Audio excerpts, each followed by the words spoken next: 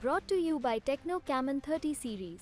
लोकसभा चुनाव 2024 के आखिरी चरण के वोटिंग के बाद लोगों के मन में एक ही सवाल उठा कि आखिर किसकी सरकार बनेगी। उसके बाद एग्जिट पोल आए।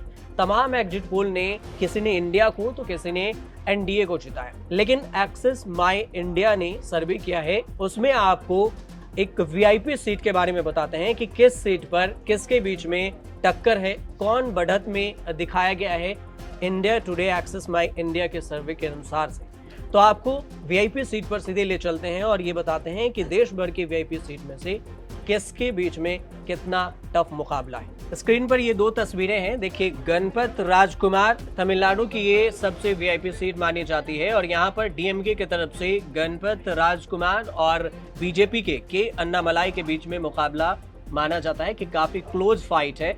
दोनों एक दूसरे के कांटे के टक्कर की बात हो रही है। कहा जा रहा है कि डीएमके बीजेपी के अन्नामलाई को काफी टक्कर दे रहे हैं हद तक। इसके बाद अगर दूसरे देखें तो कर्नाटक के हासन लोकसभा सीट है, जहां से प्रज्वल रेवन्ना जेडीएस के उम्मीदवार थे और कांग्रेस की तरफ से श्रेयास पटेल मैदान में थे। इन दोनों के बीच में भी काफी स्ट्रॉन्ग मुकाबला देखा जा रहा है, काफी कांटे की टक्कर देखी जा रही है। बढ़त में अगर देखें तो बताया जाता है कि इसमें प्रज्वल रेवन्ना काफी हद तक कांग्रेस को टक्कर दे रहे हैं। दूसरा देखिए स्ट्रॉन्ग गुजरात के गांधीनगर लोकसभा सीट की, जहां पर अमित शाह चुनावी मैदान में थे, कांग्रेस की तरफ से सुनील पटेल चुनावी मैदान में है।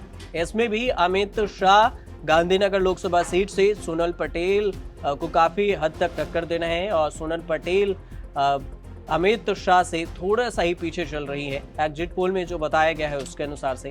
दूसरे सीट अगर देखें तो केरला के तिरुवनंतपुरम में, जहां से शशि थरूर कांग्रेस की तरफ से उम्मीदवार हैं, राजीव चंद्रशेखर बीजेपी के उम्मीदवार हैं और दोनों कैंडिडेट बहुत ही स्ट्रांग कैंडिडेट माने जाते हैं। वीआईपी सीटों में से एक है केरल के तिरुवनंतपुरम और इसमें भी काफी टफ मुकाबला देखने को मिला है और इसमें भी बताया जाता है कि बीजेपी के राजीव चंद्रशेखर को शशि थरूर काफी कांटे के टक्कर दे रहे हैं। दूसरे सीट की अगर देखें तो बिहार लोकसभा सीट पर चलते हैं। बिहार में एक सीट है पूर्णिया में पप्पू यादव चुनावी मैदान में थे, जहां पर निर्दलीय उम्मीदवार ये थे। पहले इनको उम्मीद थी कि इंडिया की तरफ से टिकट मिलेगी, लेकिन इंडिया ने इनका टिकट उस आरजेडी के खाते में जाने की वजह से इनका टिकट काट दिया। इसके बाद इन्होंने निर्दलीय चुनाव लड़ना सोचा और मैदान में उतरे।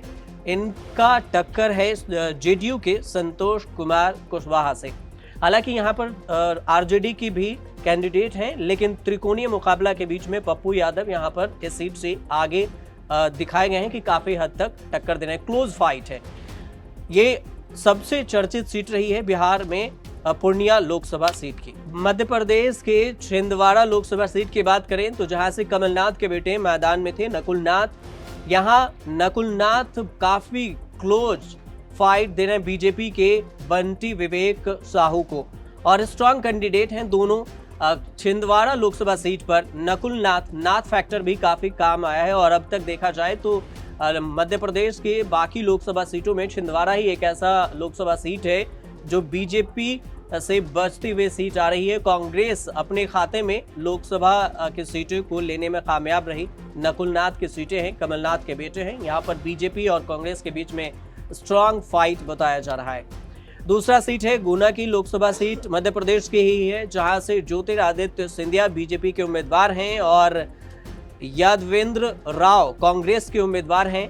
ज्योतिरादित्य सिंधिया कांग्रेस छोड़कर बीजेपी में आए और इस बार लोकसभा के चुनाव में बीजेपी ने इन्हें गुना से टिकट दिया और चुनावी मैदान में उतारा। दूसरी तरफ कांग्रेस के उम्मीदवार हैं यादवेंद्र राव। इन दोनों के बीच में काफी टफ मुकाबला बताया गया है एक्सिस माई इंडिया के जो एग्जिट पोल आए हैं उसमें। और उसके बाद अगर नॉर्थ ईस्ट दिल्ली की अगर बात करते हैं तो दिल्ली की एक ऐसी वीआईपी सीट है जिसकी चर्चा खूब हो रही है, क्योंकि यहाँ पर पूर्वांचल के दो उम्मीदवार हैं, मनोज तिवारी और Kanhaiya Kumar.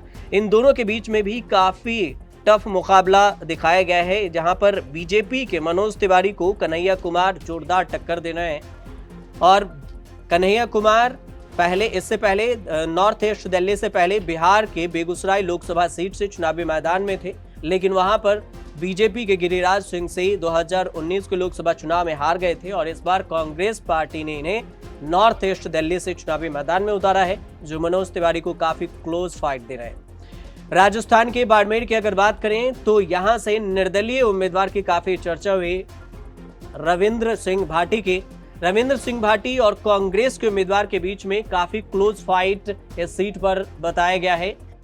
India today access माई इंडिया के एग्जिट पोल में रविंद्र सिंह भाटी और कांग्रेस के उम्मीदवार उमेदा राम बेनीवाल के बीच में काफी क्लोज फाइट है। हिमाचल प्रदेश के मंडी लोकसभा सीट की अगर बात करें तो यहां से कंगना रनौत चुनावी मैदान में है। बीजेपी के उम्मीदवार हैं, अभिनेत्री भी हैं और इन्हें बीजेपी ने इस बार लोकसभा चुनाव में उतारा था।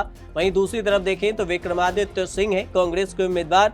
इन दोनों के बीच में काफी क्लोज फाइट दिखाया गया है। इंडिया टुडे एक्सेस माई सर्वे के अनुसार से ये दोनों ऐसे चेहरे हैं जिसकी खूब चर्चा हुई, मीडिया में भी खूब सुर्खियां बटोरे हैं। लेकिन देखना दिलचस्प ये होगा कि 4 तारीख को जब लोकसभा चुनाव के परिणाम आएंगे 4 जून को, तो फिर यहाँ पर क्या कुछ नया देखने को मिलता है। यहीं देखें तो उत्तराखंड के पौड़ी गढ़वाल लोकसभा सीट की अगर बात करें तो यहाँ भी स्ट्रांग फाइट बताया गया है। बीजेपी के अनिल बलूनी और कांग्रेस के गणेश गोदियाल के बीच में काफी टफ मुकाबला बताया गया है इंडिया टुडे एक्सेस माई इंडिया के एग्जिट पोल में। चंडीगढ़ लोकसभा सीट पर भी काफी टफ मुकाबला बताया जा रहा है। मनीष तिवारी हैं कांग्रेस के उम्मीदवार, वहीं बीजेपी के संजय टंडन मैदान में हैं। इन दोनों के बीच में काफी क्लोज फाइट है।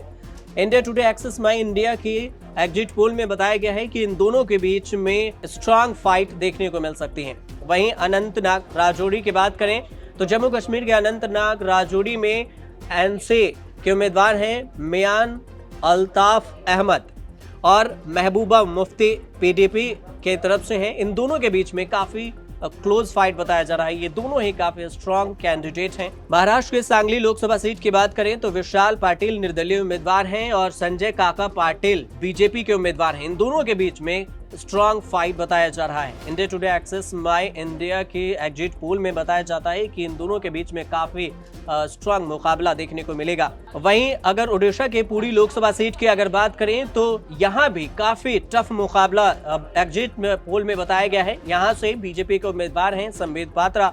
पिछली बार भी लोकसभा चुनाव में मैदान में उतरे थे लेकिन हार गए थे संबित पात्रा। इस बार अरूप पटनायक हैं, दोनों बीजेडी के तरफ से और बीजेपी के तरफ से। पहले ऐसा कहा जा रहा था कि ओडिशा में बीजेडी और बीजेपी के बीच में गठबंधन हो सकती है, लेकिन गठबंधन नहीं हुआ तो फिर बीजेडी और बीजेपी दोनों ने अपने उम्मीदवार मैदान में उतारे, जिसमें संबित पात्रा बीजेपी की तरफ से हैं, बीजेडी की तरफ से अरूप पटनायक हैं। दोनों के बीच में काफी टफ मुकाबला है। बसीरहाट की अगर बात करें तो वेस्ट बंगाल के बसीरहाट पर भी काफी स्ट्रांग कैंडिडेट हैं। दोनों के बीच में काफी टफ मुकाबला बताया जा रहा है। टीएमसी के हाजी नूरुल इस्लाम मैदान में है, वहीं बीजेपी के रेखा पात्रा मैदान में है और संदेश खाली की वजह से भी इस सीट की काफी चर्चा हुई थी। बसीरहाट के हाजी नूरुल और इस्लाम काफी बीजेपी के रेखा पात्रा को टक्कर दे रहे टीएमसी के उम्मीदवार हैं।